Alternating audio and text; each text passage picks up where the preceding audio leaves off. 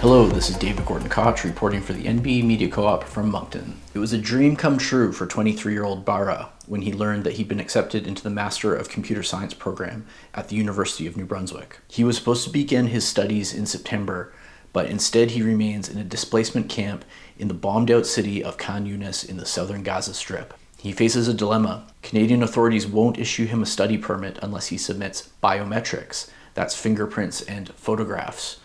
But to do so, he must leave the territory, which is virtually impossible without already holding a travel visa. The NB Media Co-op has agreed to identify him only by his first name to protect his safety.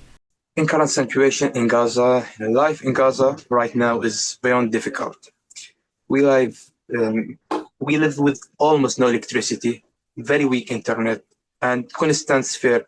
Life has turned into a struggle for the basics: food, clean water, even light. All universities have been heavily damaged or destroyed, and thousands of students have lost their ability to study. For me and for many like me, continuing education abroad is the only path left, the only way to keep learning, to stay connected to the world, and to have a future. Because of the continued attacks and bombardment, even now, airstrike and drones are parts of our daily life. There is no stable electricity or clean water, and finding food is a struggle. We are not asking for sympathy. We are asking for fairness and a chance to reach the classroom that already accepted us. Every day of waiting means losing time, energy, and hope. I hope to use what I have learned to help develop the academic and technological fields in Palestine, to rebuild what was lost, and to give a new generation access to better education and opportunities. I didn't go through all this pain, struggle, and hard work just to lose my future because of a border. I worked on my visa under bombardment. He's not the only one in that difficult situation. More than 130 Palestinians are awaiting study permits after being accepted into universities across Canada, according to the nonprofit Palestinian Students and Scholars at Risk. On Tuesday, the group held a news conference in Ottawa with representatives from Oxfam Canada and the Canadian Muslim Public Affairs Council, alongside NDP MP Heather McPherson and Liberal MP Salma Zahid. My student's name is Wasim. He is from Gaza City. He is a top scholar, accepted based on merit, and awarded an international scholarship. For over 12 months, he's logged into the IRCC website, waiting for a change to his visa status. For 12 months, there have been no changes. We have asked directly for updates, and we're repeatedly told there have been no changes to the status of your application. For others in Gaza, this wait has been 24 months, others longer still. This delay is not arbitrary, it's not bureaucratic, it's not biometrics, it's intentional. This is not just about processing times at IRCC, this is about political cowardice. The Liberals are not willing to do the political advocacy with Israel to get these students out of Gaza in the same way that other countries around the world have done. Almost 2 years ago, Mira applied to do a Master's of Engineering at the University of Regina. Because she is an excellent student, she was accepted with a sizable scholarship funded by NSERC. While Mira has been accepted to the University of Regina, she's not yet received a visa for her to come to Canada. To date, she cannot fulfill the requirement to complete her biometrics. Because how could you while you're living under occupation, displacement, famine, and genocide? She's deferred her acceptance twice and is now at risk of losing her scholarship. I want to be clear that I'm not speaking on behalf of the government or the minister. As a member of parliament, I have raised this concern, this situation of these students directly with the minister's senior staff. It is a very difficult situation. While there is officially a ceasefire, the reality is violence continues and people are still dying in Gaza. The genocide is happening. And in the West Bank, the settler violence is a daily occurrence. Education is so important, and in Gaza, education is not happening today and for the last 2 years. Somewhere in Gaza today, there are students against all odds. They studied while they're starving. They studied on the rubbles. They studied on the hunger. They studied on shattered buildings. They studied on while they're sitting behind shattered windows, looking out to say, is the phone gonna ring? Is my application gonna be accepted in Canada? For more on this story, the NB Media Co-op spoke with Nada El Falou, Director of Student Services with Palestinian Students and Scholars at Risk, or PSSAR. Stay tuned.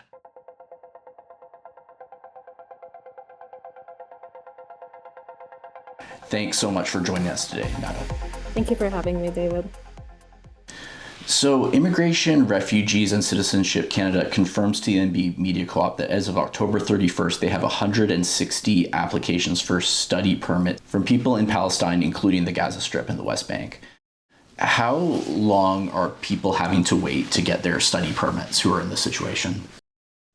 Yeah, I can speak to, at the very least, our students at PSSAR that we know of have been waiting for well over a year, about a year and a half now.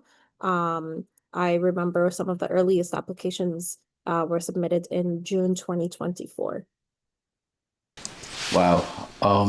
And now in the case of Baraa, who is in Khan Younis, he says that he has completed practically all the necessary paperwork, but the one outstanding requirement remains from IRCC. That is, he needs to submit biometrics, so fingerprints and a photo. But to do so, he would have to leave the Gaza Strip. I understand that normally people would cross into Egypt, but IRCC has no biometric facilities in Gaza.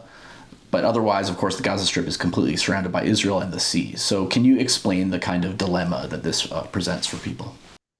Yes.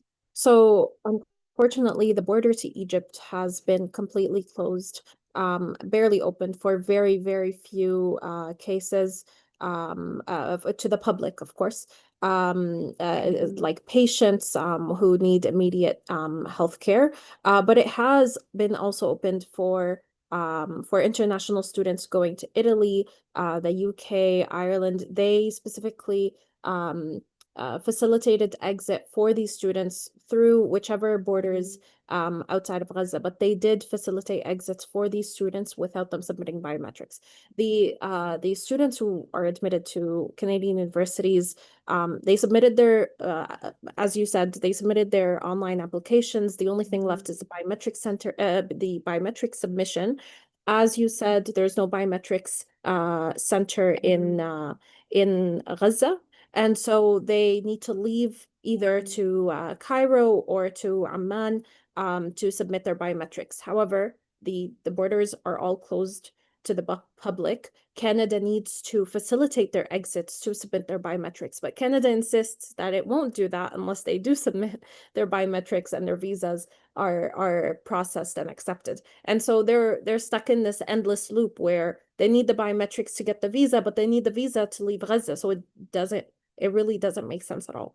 You know, just I've asked IRCC about this, and they seem to be saying that here, I'll just pull up the quote. Their spokesperson provide what appears to be the same statement they previously shared with reporters on this file, and I'll include the full statement with our story on nbmediacoop.org. But just reading some excerpts, they said in part, all persons seeking to come to Canada must meet the admissibility and eligibility requirements, including security screening where applicable.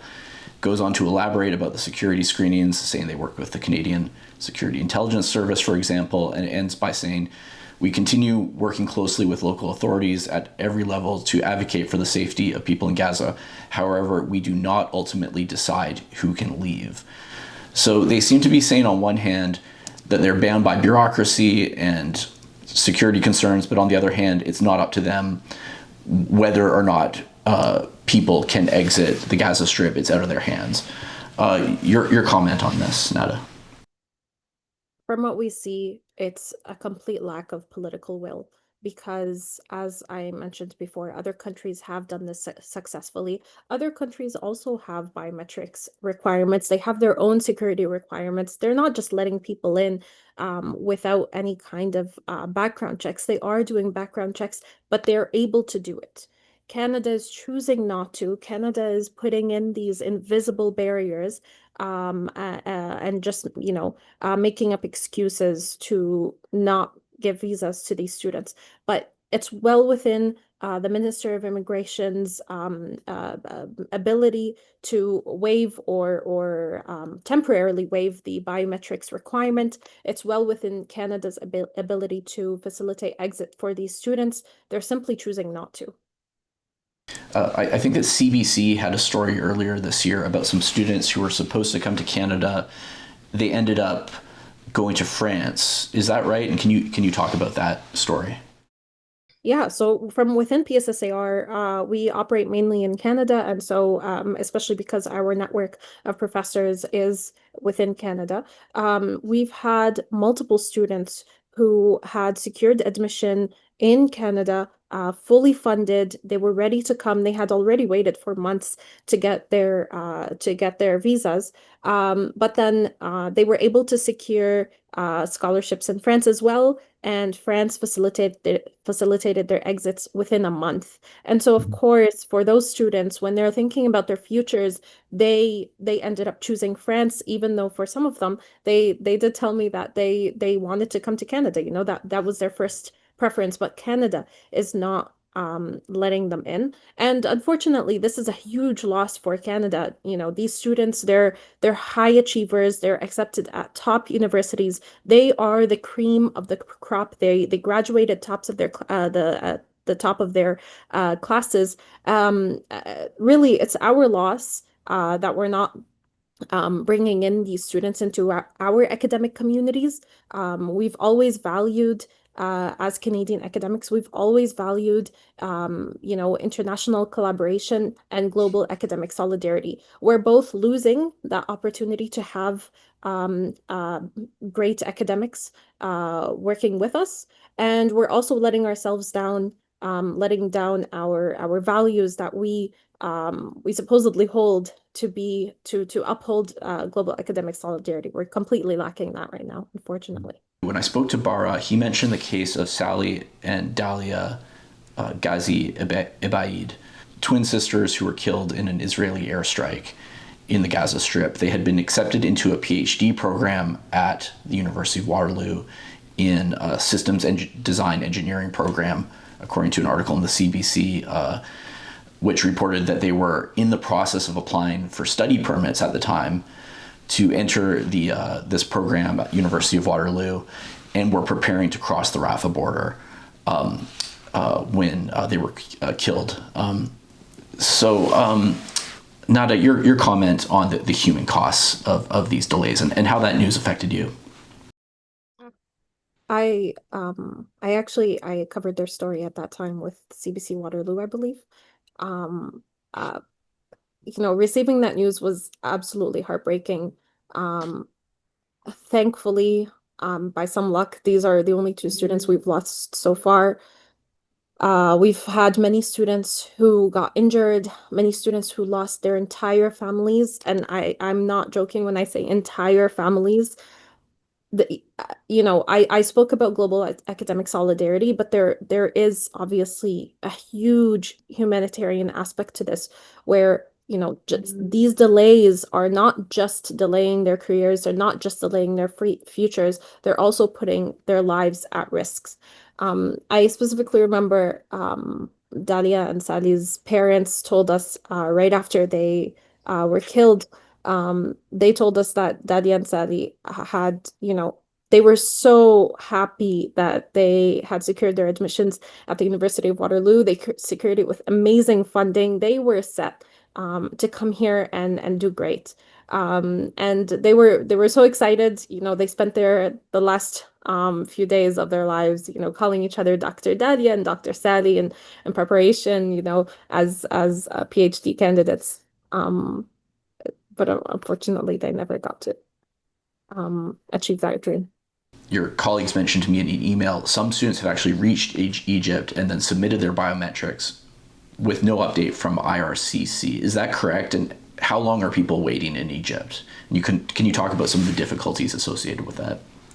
Yes. Yeah, unfortunately, I spoke about the border being closed. That's still the case. That has been the case since about March 2024. Some of our students were able to leave before the border closed. So those are all students. We're talking about people who left before, and we've been in contact with them, after they left. They also secured admissions, also fully funded.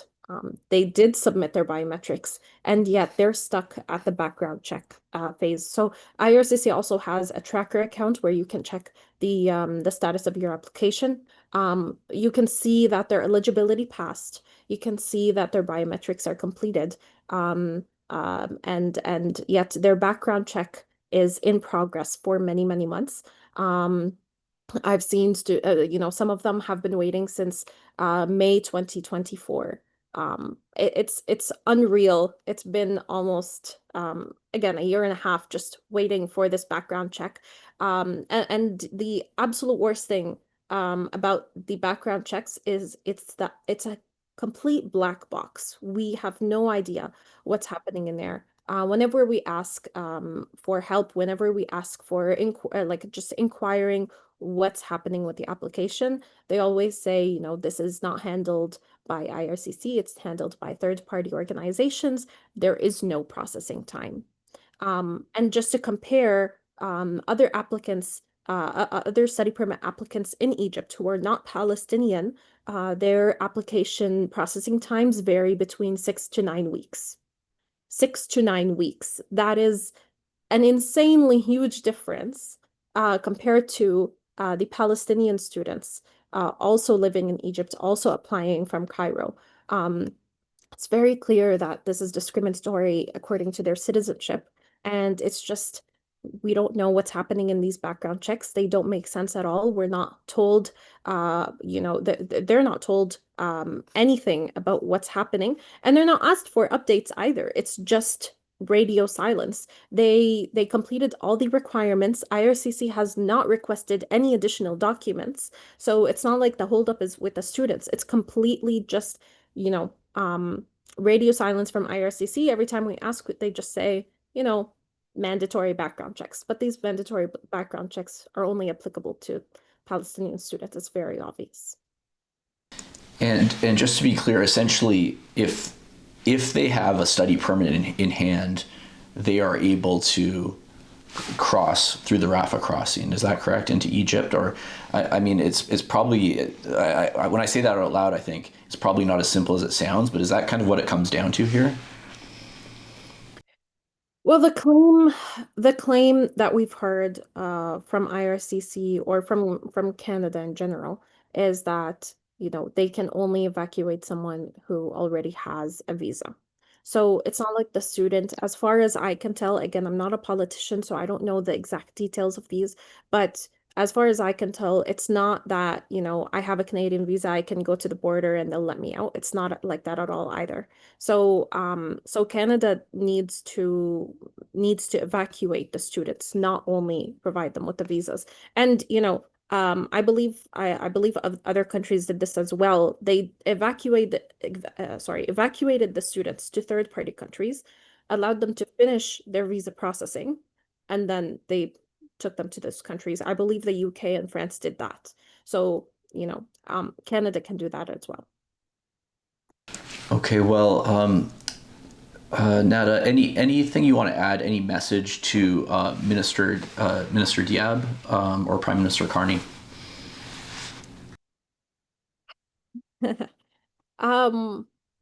I think there's a lot to this. As I mentioned, these students' lives are at risk. Their academic careers are halted. We are not upholding our values by not helping them. And it is very clear that it is a lack of political will. I don't want to hear more excuses, more bureaucratic excuses about how it's difficult or not possible. If other countries have done this, we should be able to too. It doesn't make sense to anyone. It doesn't make sense at all that other countries are able to do something and Canada can't. So honestly, my message is to please bring these students, please let them study. We will value, as the Canadian academic community will value from their knowledge and their contribution so much. And we'll also uphold our own values, our own academic and humanitarian values by assisting them in coming here. Okay, well, thank you. I've been speaking today with Nada El Falou, Director of Student Services with Palestinian Students and Scholars at Risk. Thanks for joining the NB Media Co-op today. Thank you, David.